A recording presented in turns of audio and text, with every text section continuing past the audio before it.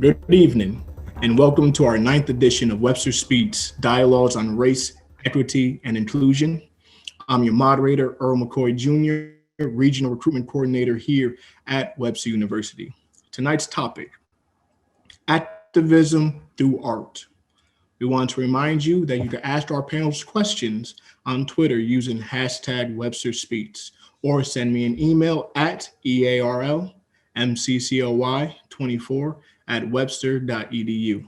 We'll get to as many questions as we can during our live conversation. And now, here's our host, Webster University's Chief Diversity Officer, Vincent C. Flewellen. Thanks, Earl. Good evening. And I also want to extend a hearty welcome to our audience. And as always, I want to thank those of you who have helped to make financial gifts in support of Webster's Diversity, Equity, and Inclusion Office during your registration. They are greatly appreciated. Tonight, we're talking about advocating for social justice through artistic expression and various art mediums. As many push for freedom amidst bold acts of hate and racism, many have elevated cries for justice through traditional art, songs, performances, and even graffiti. We are here with two revolutionary community and internationally known artists who beautifully express diversity and promote activism through their work. Cbabi Bayoc is an artist and illustrator who promotes music, family life, and especially healthy images of Black fathers through portraits, murals, and custom work. As a father of three, he has a heart for youth and the community. His artwork has been published at local exhibits and schools, as well as for musicians, Missy Elliott, Prince, and LL Cool J, to name a few. Dail Chambers is a fine artist and textile artist whose work is community-based and centered around women of the Black and Indigenous diaspora. Her work has been featured in local exhibits, including the St. Louis Art Museum and the Contemporary Art Museum. She embodies a holistic approach to healing and advocates healthy lifestyle. She is a Reiki master, ethnographer, and herbalist. Welcome to you both. Thank you. Thank you. Cbabi, we'll start with you first with the question. You have an interesting adopted name, and for those not familiar with it, will you tell us about the origins of it and what does it mean to you? When I went to Grambling in '92, I was nicknaming myself Cbabi before I got there. And once I got to Grambling, my first semester, I took a Swahili class. And I wanted a stronger name to represent what I felt my path was going to be in life. And I saw that I could actually put the C and B next to each other in the name. And so that while I was in that class, I decided to change the Y to an I and create a sound based on what I was hearing in the class. And so I came up with Cbabi and decided to make it an acronym for Creative Black Artists Battling Ignorance. Will you repeat that one? Creative Black Artists Battling Ignorance. Excellent. Thank you. As an artist educator, tell us about your collaboration with local schools and how this has created a positive impact for youth. Past 2.5 years and some change, I've been invited to schools to work on murals. And overwhelmingly, the theme has been about diversity and inclusion. They wanted all the students within the schools to feel seen and that they were important. So most of the schools have been in the county that traditionally have been mostly white, especially in the imagery on the walls. And there was a growing quote unquote colored community in that school now. And so they wanted like heavy, I was shocked, heavy in Indian, of course there were Black students and Asian. So they wanted them to be seen on the wall. And they wanted the students traditionally from that environment to see their classmates. And so that's what I did. Sometimes they helped paint, but a lot of times I would work during the school day so that I could engage in conversation with the kids while I was actually creating pieces. Fantastic. You're talking about pieces hanging on the wall. I can't but help obviously notice that piece behind you. Can you talk a little bit about it for us? Yeah, this piece I painted at, here at Vashon a few years ago. And funny enough, I got kicked out because I was working on it live in the entryway, and the principal wasn't feeling the theme and thought I was misrepresenting what they wanted their students to see. You know, though I mean the kids were they are in the environment they're in, and this was no shocking image to them at all. And a few we actually engaged in conversation, but I painted it in response to there was a young man in Chicago in the news around that time that he in retaliation against his father, some gang members will, you know, that term's loose. I gotta watch the news, so I'm gonna say who they call gang members, chased him down in the alley and shot him point blank. And so I created this piece around the whole idea of, you know, we don't know, you know, the consequences of our actions affect more than us, they affect our family. And so the gun is pointing either at dad or at his son who's sleeping on his shoulder. We don't know why, either because he's trying to get out of the gang, or, I mean, the story can go in endless ways depending on what you bring to it. So that's what that piece is about. A powerful message, and unfortunately relevant and timely. We'll come back to one of your projects that speak, I think, a little bit more to that as well. I'd like to move to Dail with a couple of questions. And Dail, if you could elaborate on your local exhibits at the museum history as well as the St. Louis Art Museum, and how through these works did you promote social change? Well, I'm a firm believer that how you treat nature and how you treat people correlate. So understanding environmentalism, understanding social justice, you'll see that capitalism and all these other social ills a lot of times, you know, oppresses us in the same way, and it detaches us from nature. So I'm an advocate for nature. I'm an advocate for the environment, and I'm an advocate for women. And most of the times my installations deal with nature and my own personal ethnographic journey as a representation of many other women who've struggled before me. And so it looks many different ways. It looks like installation work, where I might have found object mixed with Spanish moss and other natural material. And sometimes it looks like organizing women artists and providing resources in communities that usually would not have the arts. So I hope that answers your question. Indeed it did, thanks. I'm curious also to know, what is the Black Rabbit Hole and what was your inspiration there? Oh, the Black Rabbit Hole was a sound base. There's not that many people who are making experimental music that are Black in St. Louis in a kind of an inquiry way. So it was a experimental sound work with 3 other artists, Enoch Ravi, Ori Tala, and Joanne McNeil. And Joanne McNeil is a well-known sound artist. So she spent a lot of time guiding us through.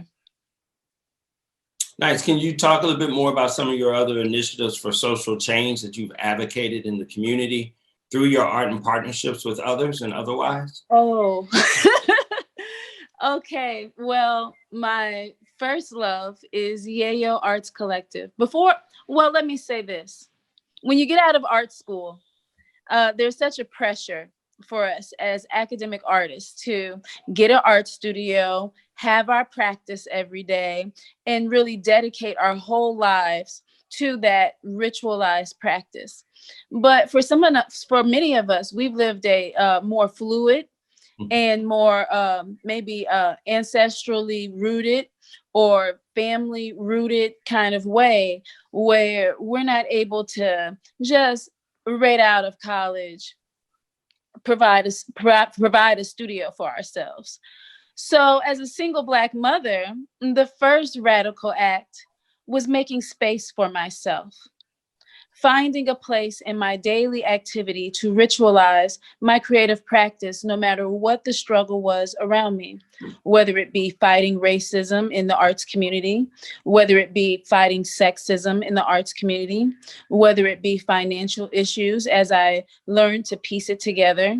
The main step is the most radical thing that I've done is make space for myself and my creative practice. And by doing that in a public way, hopefully I have been able to impact others. One of the ways that I think that I have formalized the impact is by founding Yayo Arts Collective. Yayo Arts Collective is dedicated to the creative empowerment of women and families. But what does that mean? That means providing exhibition spaces for people who are emerging, who have a voice, who may have been rejected from maybe like 30 other galleries, you know? It looks like allowing young Black children to be in a gallery space. I've been a parent my whole adult life, so there's been, you know, times have changed.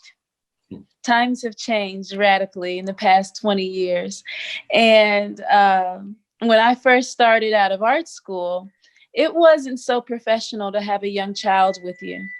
And that creates a discord in the structure of a family, because then the person, the mother or the parent, has to be put in positions where they have to balance between their children, their public image, and their art making.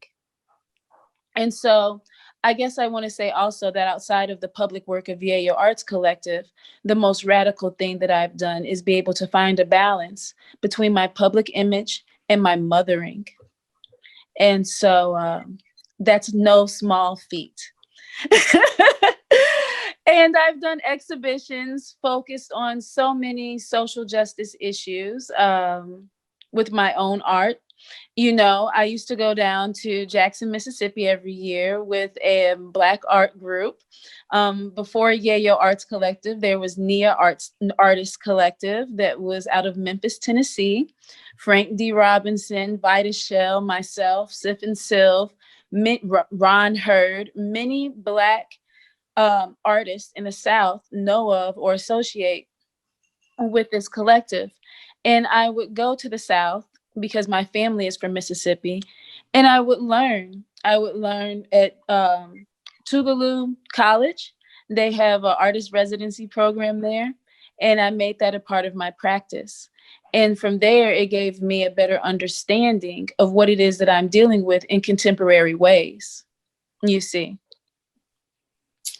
And so sometimes the work looks like providing space for people who have not been able to complete their own story. And that shows up through writing, my writing, that shows up through some of the, just even being in public practice as a nonprofit, providing group-centered leadership in the arts, and showing people that, yeah, you can make your own money, you can grow your own vegetables, you can do it in a creative way that's conducive to your creative practice. Right now, there's a social art practice that I'm involved in called the Fannie Lou Hamer House, and is honoring Fannie Lou Hamer, one of my favorite ancestors. Everyone that knows me knows that I love Maya Angelou, Ella Baker, Ntozake Shange, and of course, our recent ancestor, Shirley LaFleur. But I'm an old SNCC fan. I believe in cooperative economics as a radical way to make change in the world. And so Ella Baker and Fannie Lou Hamer were largely involved with not only voting rights, but setting up cooperatives in the South. Now, we've mixed that with a little bit of influence from the Works Progress administration, when they used to have artists being paid to do freedom schools and art galleries. The very first Black art gallery is Southside Community Arts Center in Chicago, and that was funded by the Works Progress administration. When was that? Do you know? I'm not sure. I love them, but I'm not sure. Excuse me. Sure. And so all that to say, me and my collaborator, Treasure Shields Redmond, who is the daughter of Eugene Redmond, the East St. Louis poet laureate, have taken all that inspiration, all that Southern rooted inspiration, and created a artist in residency in Belleville, Illinois. And it's fascinating. Wonderful. You know, Dail, it seems to me as if you've taken some of your own personal life experience as a mother, right, as a single mother, as an artist, and really tried to obviously empower yourself, but also then extend that out to others in terms of empowerment. And it certainly seems as if a lot of this is also about the family, right? And the importance and the role of family in your art and your collaborations and your extensions. And I'm going to come back to Cbabi for a moment on this concept of family as well. And back in 2012, you created a project called 365 Days with Dad. What was your inspiration for that project and how was it received? Well, I have no shame in telling people that originally it started as I really was looking for a way to earn money as an artist and create something. I was new to Facebook, or I was using it, but I decided, how can I use it daily and generate income daily?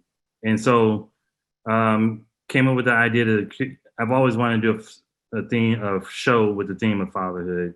And let's get our conversation later, but just being who I am, I just thought fatherhood. I didn't say black, whatever. I just assumed that's what I was going to paint. I didn't have a title on it. And so with that became 365 Days with Dad. And I actually started January 1st, and it was going to be, I asked people on Facebook to send me photos just so I could have new imagery daily to keep up with. Because at first I was just going to try and do it on my own. And so I put out a call for people to send me photos. And some did, and I started posting, and folks started sharing, started tweeting. People started sending me messages saying how much they were connecting with the work. Because I didn't go into it thinking anything social, political. I just thought I wanted to do a show with the theme being fatherhood. But it became quickly apparent that it was a very heavy, needed topic and subject. And it was interesting because, again, in the beginning, I didn't think anything of it. It was folks outside of me who told me, look, you can only paint brothers, because I just didn't even think about it. I just thought, of course, that's what I'm gonna paint. But many people enjoy my work. And so I was getting emails and messages and folks saying, man, I love your project. But my husband's Mexican, or my husband's something. Can he be part of your project? And I'm non-confrontational. And so I learned a lot that I had to actually, I gotta admit, I felt bad. I felt bad on having to turn people down. I was like, I appreciate that you enjoy my work, but this project is not just about painting the fathers. They actually got to do it for Black children, so they can see 365 examples of families where, I ain't gonna say family meaning the dad and mom are in the home, but just where dad's present in their children's lives.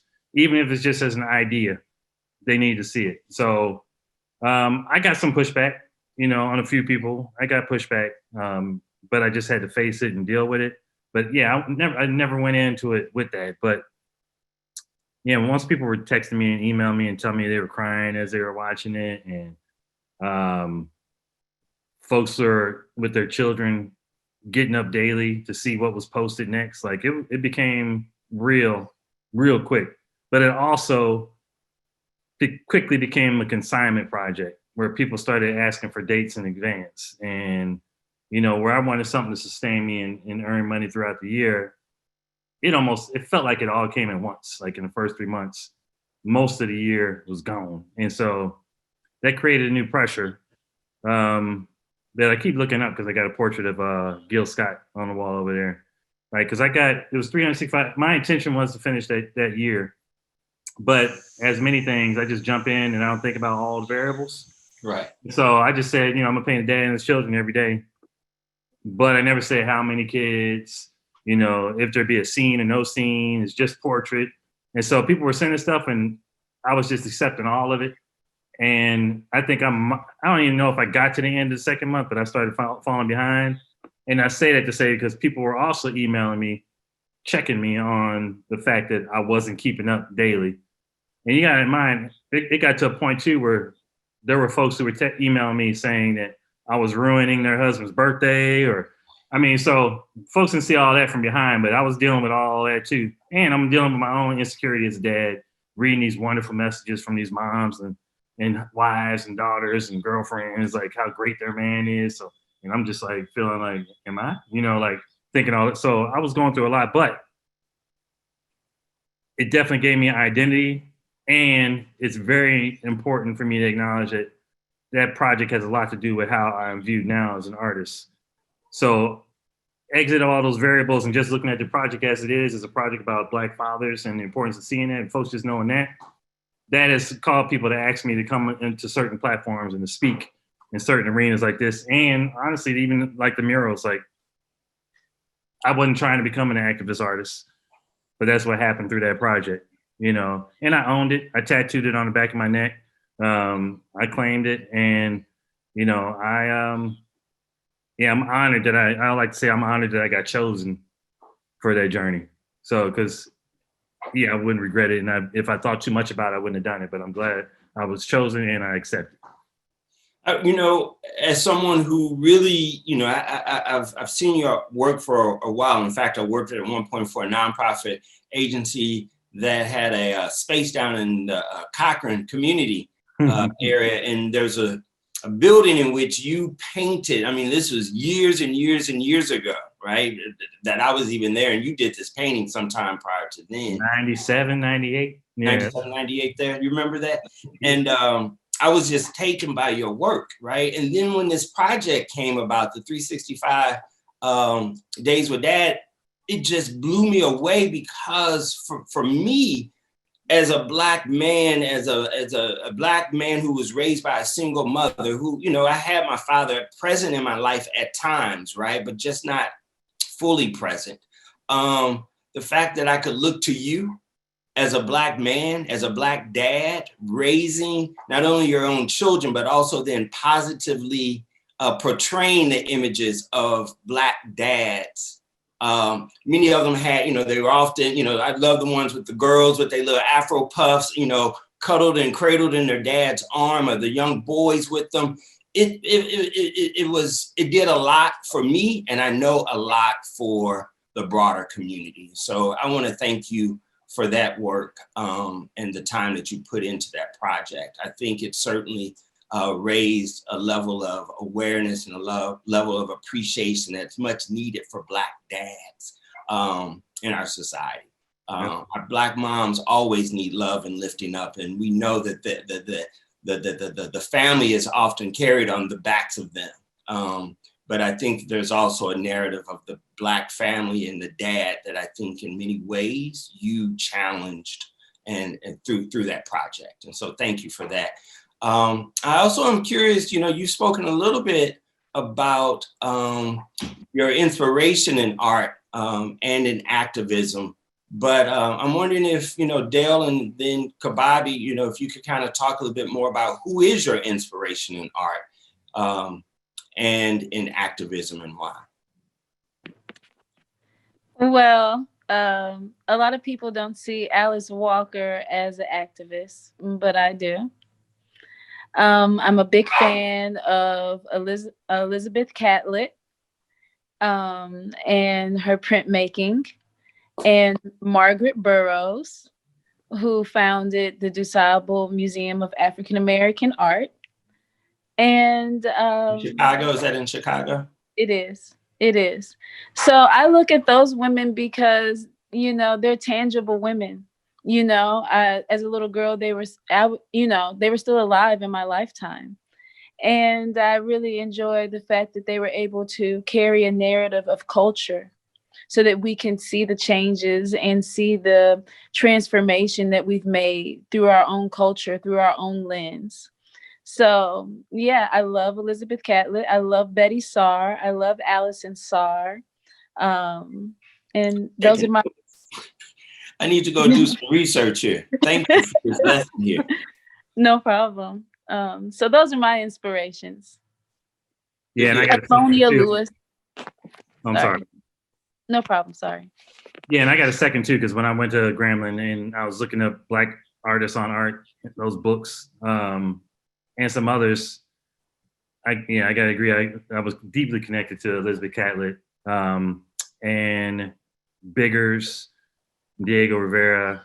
But I loved also some of the questions that we got coming, like Elizabeth Catlett about the art being in a space where those who are being represented can actually have access. Is a struggle that it constantly deal with. But even contemporaries, like there's an artist named Wack, and Kevin Williams, he used to be really well known for his images of women and sororities and fraternities, but the work he's been doing lately has been like, I had to tell him, like, just ridiculous. Like, you can tell he's being channeled, by ancestors. Just like he's painting deep, heavily important messages that are real relevant now, as well as reflecting, like images of Panthers. He has a current one of his daughter. But yeah, I have both those who have passed, but those also who are current that I look at a lot. And I spoke about Gil Scott Herring because he was important, because when he had a Message to the Messengers, that song, and just thinking about what he went through, but he was still driven to create work that allowed us to wake up, or to be seen or to make change. Like, even though he was going through his struggles, that took me out of the space of needing to be seen as perfect, that doesn't have to necessarily be, a catalyst for us to speak up and speak about things. I needed to see that. So even though I was feeling defeated, he helped me get through that hurdle that nobody knew I was dealing with. It was all internal. On the outside, everything looked great, but inside, yeah, going through a lot. But he helped me get through that. But there's another sister whose name escapes me. Is not Elizabeth Catlett. She was a teacher. When I was at Grambling, we went down to New Orleans and we saw her work. The name will come to me later, but there were definitely women whose work I saw first early on that connected with me. But then a lot of musicians, like for me, it doesn't even have to just be visual. A lot of musicians speak to me.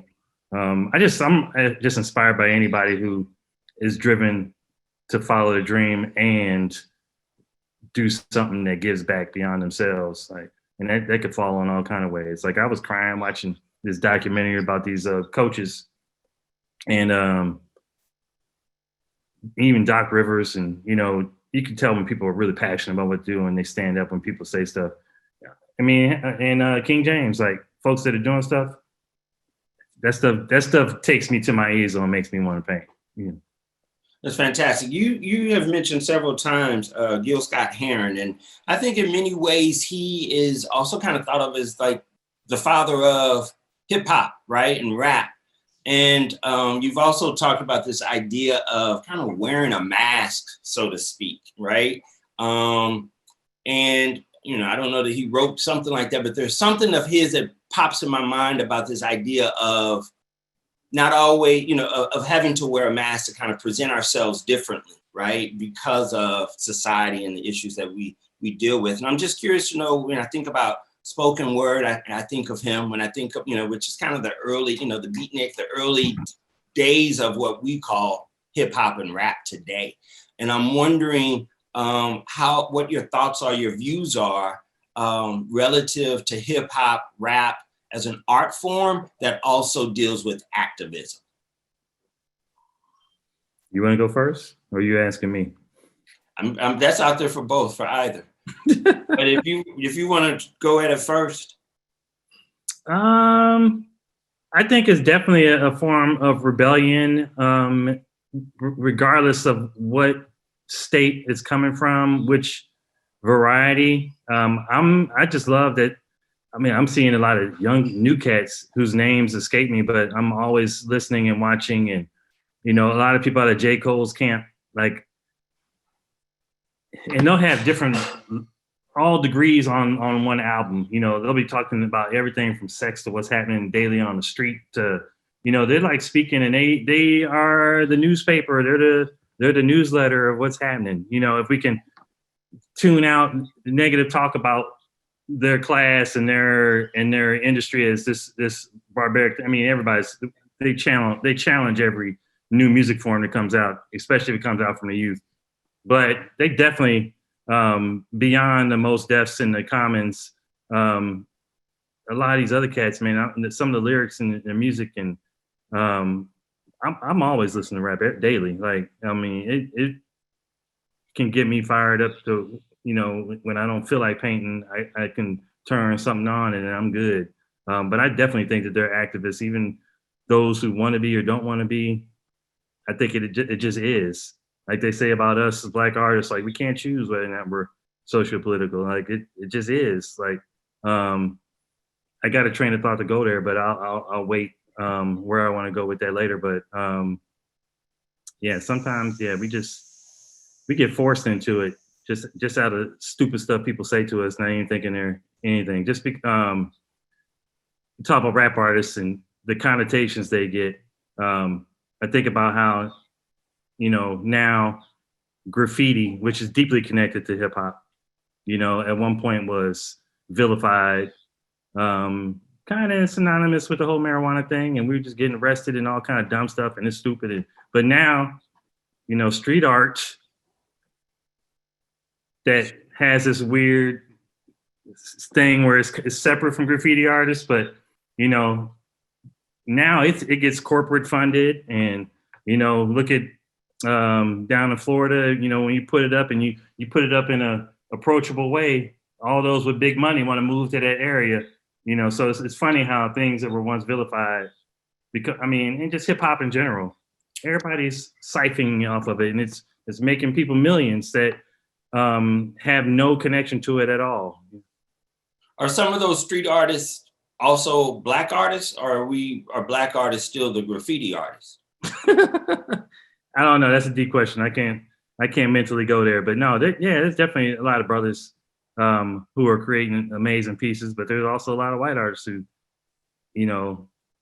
are getting paid. Like folks are getting paid to put pieces up, but then there's still those who are just going out and just doing it. Thank God, because then they can do it with their own voice, and they're not doing it and being controlled about what they put up, which I'm hoping just comes here with a vengeance. Like we need it badly, to cover this city, because, why not? I don't want to drive to another city to see street art. Why can't we have it here? Dail, did you want to add to that, or you have a thought? Everything he said. There's so many versions of hip hop. There's so many voices of hip hop. So even it's a whole culture within itself. Hip hop is a culture within itself. It's a subculture of a larger culture in this dominant culture we call America. So yeah, everything about us is going to be commodified, because that's what this engine does.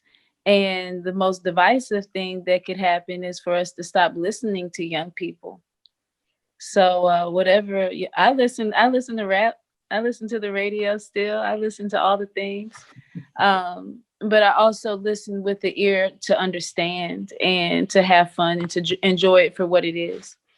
And then just to add to the graffiti, I'm a textile artist. So my graffiti, when I was young, my graffiti looked like everybody else's graffiti. I had my graffiti name and I had great letters. And as an adult now, my graffiti looks like beautifying a whole neighborhood for free with textile art, And so we have an opportunity right now with all this creative goodness that's going on to really kind of push these terms a little further.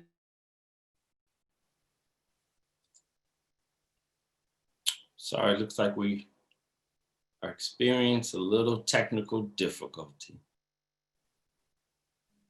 I'm gonna keep us rolling, and I'm gonna come back. We'll welcome her back as Dail pops back in. But Cbabi, we were just kind of talking about the street art and this graffiti, and I'm not sure if you recall, but just a few years ago, actually, Congressman Lacy Clay had installed in his office space in Capitol Hill or somewhere around there a piece of artwork that local students here did that depicted Ferguson and the uprising. And there actually was an ordinance passed, and congressional Republicans actually demanded the removal of that painting. that was done, as I said, by Black high school students. And I'm curious to know how you see that. That's interesting because I might have, because he was having a contest every year at Portfolio Gallery, and I was for several years a judge for that. So I'm wondering if I helped pick pieces that went there, but I don't think I did it near those times. But that's interesting because yeah, I may be going to DC to do a piece for someone also. So I'm curious to see what she wants me to create for her space. And I mean, they're just going to keep doing that. I mean, it just is what it is. But the thing I want to touch on too, like piggybacking off what Dail was saying, and just thinking about my own experience, like I think about Jean-Michel Basquiat and the way he was treated and the titles and the way people like to say stuff almost to introduce their exotic animal or, you know, whatever. Like when I first was here in St. Louis, younger as an artist, and folks would introduce me, they would introduce me as a graffiti artist. Though I had never touched a can, I never, you know, like that was just, it's almost like they didn't know what else to call me. They couldn't just say this is artist by, like graffiti was more whatever. You know, just 3 years ago, I just picked up a can and started doing it. So now I'm addicted to going out on the walls and painting and working on the street. But back then, furthest thing from what I was doing, but that title would come up, and it came up often. And so, yeah, it's just amazing how it can flip from being glorified to vilified. But I'm not shocked that people would do that. And it's actually ridiculous that they would do it, but that just takes us to another question about politics and what's really going on behind closed doors and how much power folks have. Like this is in his own office, and people are going to create some paperwork so that he has to be told how he can decorate his space. Like that's ridiculous. Yeah. You know, you just mentioned Basquiat there, right? And his street art helped define, and I think, you know, mainstream hip hop culture in the 80s and 90s, you know, before he died at the young age of 27. One of his paintings recently sold for $110 million. Mm-hmm. What would you say his legacy has been? I watched his documentary. I promise you I've seen it over 300 times. Wow. Like, I watch it all the time. And sometimes it's more just to remember my purpose. You know, like I watched him being interviewed on a documentary. I know it doesn't tell the whole story. It only tells the story of what they show, but just thinking about those who were selling his work, the way they were talking about him, you know, the struggles he had to go through, like nobody, you know, boils my brain every time the woman says, you know, they were presented the work to us and we just didn't accept it because we hadn't seen anything like it before. And now, you know, look how much it's selling for. But I saw another documentary and they were talking about how, you know, that whole price thing just that's a lot of, you know, jockstrap measuring, you know, ain't got nothing to do with the value of the work. I personally enjoy his work and love his work, you know, and I'm a fan, and I definitely thought he was rebellious, and I'm inspired by just the way he spoke and through his paint, and that he just did it on his own terms. His legacy, he's having a great influence on a lot of artists, but it also makes me tell those artists to respect his legacy is not to paint exactly as he did. Like that's not going to keep him alive or necessarily give you the career you think you're going to get. You know, like take all the energy from what he was doing and carry that torch on. You know, I think that's what we can do with that legacy is, you know, in some ways act like he did. You know, like, look, don't you know who I am? You know, like present your best, but present it as you want to. And if we can look at his example, because you're going to get to the question about the galleries and all this later on, like, you know, certain doors going to open, going into it with a grain of salt. Like I'm always watching people on how they treat or act or speak or the body language around us. And no, I mean, his legacy, I don't know. I don't know what his legacy is or going to be. I think it's going to continue to grow. But I hope it doesn't get lost in how much his work is selling for.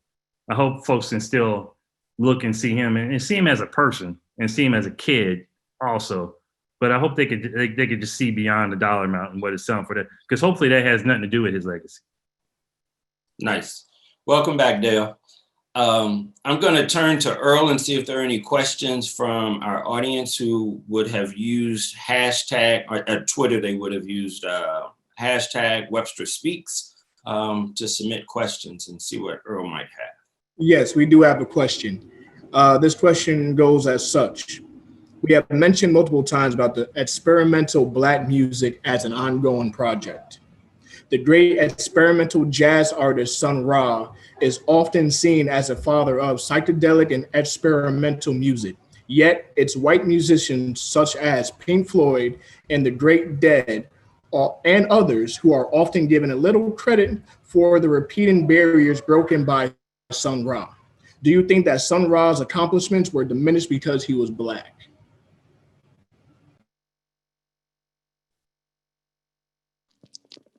Well, I don't think that anyone else's definition can diminish the impact of the art. So it's going to hit everyone a little different. Maybe one person likes his bodacious performance and another person liked his ritual of practice. I mean, it depends on how we define those things, but I agree. I totally agree with what the person is saying, that a lot of times that everything gets whited out. It's up to us to not allow that. And we still live where we live. Unfortunately, it just is what it is. People going, and what is the value? Is the value about how much he made, how many people know him, again, or is it like Dail's saying on who was impacted by it? You know, because there's some dope musicians, Sun Ra and others, you know, outside looking in. We're like, man, why didn't he get more play? Blah, blah, blah. What if you went and asked the person? They're like, I'm good. I've been doing my, you know, like she said, you know, the gift is the practice. The gift is not the monetary and the worldwide esteem on the other end of it. The gift is sometimes actually doing it, you know. You know, all the other stuff is external. That's out of our control, you know. You know, we hope to be received by many, if that's what it is, but what if it's just the people in your city and they get changed immensely by your work? You know, we're always valuing things based on global recognition, you know, but that ain't always the purpose. You know, he was maybe he was meant just to save one person, and then they took it to a place you never thought it would go. I mean, we don't know these things. We can't always know the answer. I just try to be driven by intent. You know? Why are you doing it in the first place? The other stuff you can't really control. We can complain and argue about it all day, but sometimes it won't always change. Thanks. Earl, do you have another question? Yes. At least one major Black artist, Lauren Halesley, is asking that a portion of her gallery art be available for Black art collectors only. Buying original art can be very expensive. On the other hand, all artists need to be compensated for their time and talent. How can we make art more affordable and accessible to all? Can I speak on this one? Please. Cbabi is the payment plan king. I started my collection by begging him to make payments on one of his pieces. And it taught me that, yes, the work has value. No, I'm not going to ask for it to be lesser than what his asking rate is. And it taught me to be patient with my collection. Now I own, you know, images of George Washington Carver, Cbabi's work, Emory Douglas, Margaret Burroughs, but that didn't happen overnight. I found artists that I cared about, who I liked their story and I liked their aesthetic, and then I invested in them, but I was really investing in myself. So thank you, Cbabi, because you really put me on about how to acquire Black art. Jill, that's a great story. Thank you. Do you have an answer, Cbabi? Yeah, that's a tricky one, because I mean, you create your work, you know, I used to struggle early about, you know, I only want those who are really going to appreciate my work to buy it. But what if that causes you to be stifled from sales for a long time. Like it's a real tricky thing wanting your work to only go to, idealistically, that sounds great, but what if somebody white bought your work, but they donated it to a space where there were many Black children? You don't always know the intent in the purchase.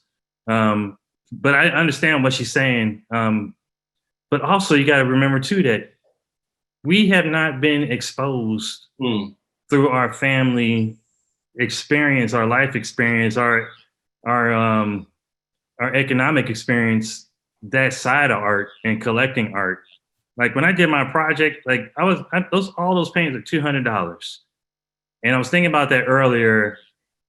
That let down the guard for some who might otherwise contemplate whether or not something was worth purchasing. Like people will spend what they want to on anything that they will get, but art is a different thing. Like folks, there's still people just don't get it. Like, why does it cost so much? But you just gotta remember, a lot of us haven't been in museums, haven't been in galleries. Like it's still a new world to many of us. We've seen art, but I've been places where, like in these schools, I'm the muralist. I'm standing at the wall working on it, and somebody my age or near my age or somebody's mom come up to me while I got the brush in my hand. You did this? You did this right here? And I'm like, yes, I'm doing it right now. Like they don't see. They see the end product. They don't see us doing it. So it's a tricky thing where others depending on the school you went to, if some of us were in the county, they took trips to the art museum and they've seen it. But if we're going to continue to go, and I have no intention of my prices going backwards, I'm intention of going for those who've already bought my work. I want the work to grow in value, So I can't always say I don't have any control over who buys it. I want as many of us. I intentionally paint us so the kids when they see my work, they see themselves. But it didn't stop me from painting others. But I paint. So even if we can just do that, even if that's a process or a step, and telling them like, look, don't say what you're not going to be able to afford later on, but let me show you why and how work costs the way it works. And we got to start cultivating a younger group of kids, even those in the county, Black students who have access. Like, look, when thank God we got a lot of rap artists. We got a lot of NBA stars and all those getting into art now. So hopefully the kids will see them collecting and they'll start to wonder, the next question is why. And then when they're able to, depending on who they work for, or who they're around, they themselves will start acquiring work. But I don't know if our pool's big enough yet for that, where we can just say, 25% of my work's only going to Black folks. That stuff may never sell. I ain't not trying to be pessimistic, but there's some things that we just can't control, But I admire that statement and that request, but I just don't know if it's realistic. What about this? Is Black art value less than that produced by white artists today?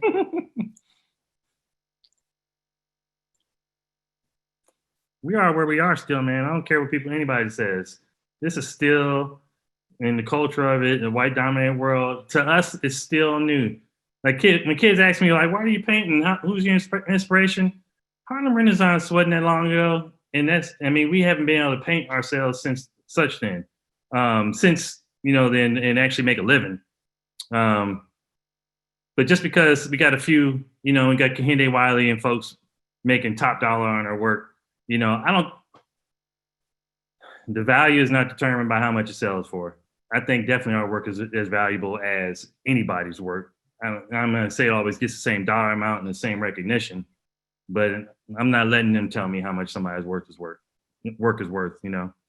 But on the monetary scene, we haven't made as much as they have. And I'm not trying to say they, Black, white, whatever, but yeah, we still get treated like stepchildren. But, Dail, you have a thought on that one? I do have another question, but if you have a thought on that, I'd love to hear it. I agree. Valuable to who and valuable to what? What's more valuable than what it is that we do? We have the unique experience of both being Black and in a privileged place called America. That's the most valuable That's the most valuable experience I know. So whatever monetary things that come out of it, the trickle down for the finances in my financial life as it relates to my career comes sometimes as miracles and sometimes as payment plans, like I was saying earlier. And all of it's valuable to me. So great response. This question here kind of, I'm thinking in terms of the fact that the line between art and activism is blurred, right? And for example, Alicia Saunier, who is a Ferguson activist that I interviewed in September for this show, she protested with red tape across her mouth with the words, "I can't breathe," written on it. Others followed suit, and some call it a sort of a performance art, as are the die-ins in public places. And then there's the iconic image from a 2016 Black Lives Matter protest when a young woman calmly faced the police wearing a very gauzy dress. Her gentle demeanor and her choice of clothing set her apart from everyone else, and it conveyed a strong message that activists are just ordinary, relatable people. What is your take on this type of performance art, if indeed you see it as that? I love it. I love it. I mean, by all means necessary. We have 5 senses, so that's 5 ways to resist. So however it is that we can get the message across and make sure that folks at least feel comfortable with seeing other people express what it is that they do. So I'm definitely for performance art. You know, I'm for those images. I'm thankful for the folks who had the ornate eye to see it for what it was as they came out of. Protest art is a culture within itself, so I'm for it.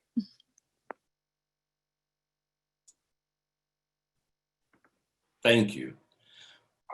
Cbabi, Dail, I really appreciate your time. This hour flies by so quickly.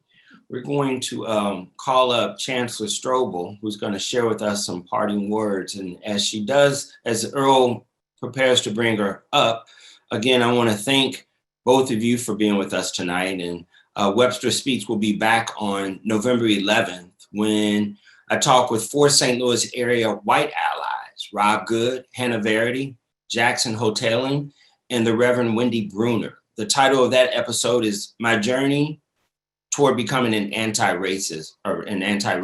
Registration for this program will open tomorrow on our page, www.webster.edu/Webster Speaks. And if you are enjoying this virtual series, check out the Webster World Report podcast, a special program connecting voices across Webster during the pandemic. The 15th edition will air on will air on Friday, November 4th, and will feature student reactions to the elections. The Webster World Report is available on YouTube, iTunes, and SoundCloud. And for more information on the podcast, please visit webster.edu.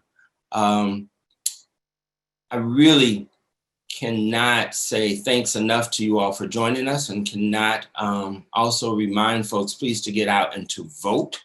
That is your best way of exercising, I think, your voice and activism and whatnot this upcoming Tuesday, if you have not done so already.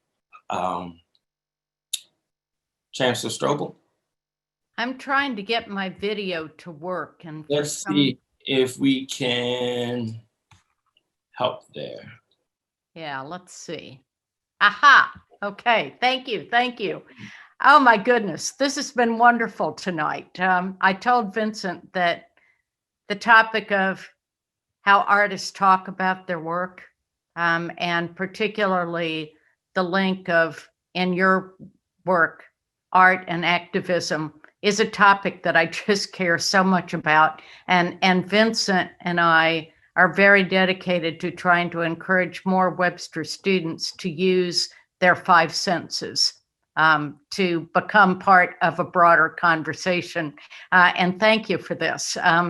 Vincent, I would welcome this being part of our annual Diversity and Inclusion Conference, if that's at all possible. I think there's so much more to talk with you about. And generally, Cbabi and Dail, at this point, I just sort of reflect on the ideas that I've heard people talk about. I just want to be in a conversation with the two of you. And here are the kinds of things that I'm really interested in. I heard you, Cbabi, talk about how the art and the activism chose you. And I'd like to know, at what moment did you become aware of that, that it was choosing you? And the same question for you, Dail. And I think, what's choosing you now? How's your art being called to evolve, to change? How is your activism being called to evolve and change? And how is the medium that you use chosen you as opposed to you choosing the medium? I think this idea of what chooses us and how we're chosen and how we choose to embrace that and use it for more impact is a great question for all human beings, but particularly for artists. So I have just really enjoyed hearing you talk about your art tonight, but I want to see more of it now. And I'd like to hear you talk about it in the context of looking at your art at the same time. And it also strikes me that there's such power in having two of you talk tonight and getting to hear the different and complementary ways that you think about these subjects and how important it is for art to exist in a community and for it to have an audience and for artists to be members of communities or collectives where that work is not done in isolation. And I think the two of you began to give us a glimpse into how you think about your art and how you think about the value of it. And I just thank you. I think this has been a truly beautiful and inspirational message tonight. And I want to hear more and I want to get to interact with you in person. So thank you very, very much, Vincent and Earl, for bringing Cbabi and Dail to us tonight. And thank you both for being so willing to share with us a little bit about your art and your life. Thank you. Thanks, Chancellor Strobe. I think that you have put out there a formal invitation that we will work more in detail with both Cbabi and Dail as we prepare and plan for our annual Diversity and Inclusion Conference, which will be in February 23rd, 24th, and 25th virtually. But I was speaking with Cbabi just before our conversation really took off. And Dail, this would be for you as well. We actually, Webster University, we have a gallery down at our arcade campus location downtown. Go ahead, and this makes me remember something I forgot to talk about. Please. So I was so hoping that the conversation about Congressman Clay's Congressional art contest would come up, and then I almost totally forgot about it. So Cbabi, that year that young student's art won the contest, we actually held the contest in the arcade building, our building downtown, right across from the courthouse. And it's a great open space, and Congressman Clay had all the high school students there. We went around and we got to talk to the student artists. And so the artist who won, and then that qualified the art to be held, to be on display, representing the district in the halls of Congress. Then, as you told the story, of course, there was, legal battles and all kinds of things, so that eventually the artwork was taken down. I will tell you that the artist, David Polfas is his name, actually went on to be a Webster student. I have lost track of him now. I don't know where David is, but this would be good for us to find out, Vincent, before February. And the last time I was in Congressman Clay's office, because when I make trips to DC, I visit the Hill, and I always pay respects to Congressman Clay. The work hangs in his office in Washington, DC, because it couldn't hang in the halls of Congress itself. So that's a good Webster story, and I'm glad it came up tonight. Indeed it is. And I think it's just a part of the DNA of Webster and our commitment to highlighting and showcasing diversity in the arts and beyond as well. Again, thank you, Chancellor Strobel. Thank you, Cbabi. Thank you, Dail, for joining us. Earl, once again, thanks for your great work. And to our team behind the scenes, Patrick, Marie, Corinne, and others, thank you so very much. And I do encourage you all to join in on our next show. One of the things that's been fantastic and a lot of the feedback that we've received is that a large number of our audience are white folks who have an opportunity to just listen to these conversations with Black folks talking about whatever the topic is, right? Other than our chancellor or our president at the end, no one gets to chime in with an opinion other than those of us who are the invited guests here. And the feedback has been so positive from our white alum, our white friends, in their experience of listening. Right. And what we are hopeful in doing next in our next show is providing a space for white folks to listen to white folks who are working through issues of race and racism and their own awareness of that and their own commitment to a daily reminder of the need for them to be very intentional about their work. And so this will be a great opportunity for those who are listening to hear the story and the journey of other folks who might look more like them as they grapple and deal with racism and how they are working to become better anti-racist. And so I hope everyone will be able to join us on that show. And again, the registrations for that will come up tomorrow. This podcast, this recording will go live on Monday at our Webster Speaks site, as well as all of our other archive shows. Again, thank you all. Have a great evening, and see you next time. Thanks. Thank you. Bye-bye.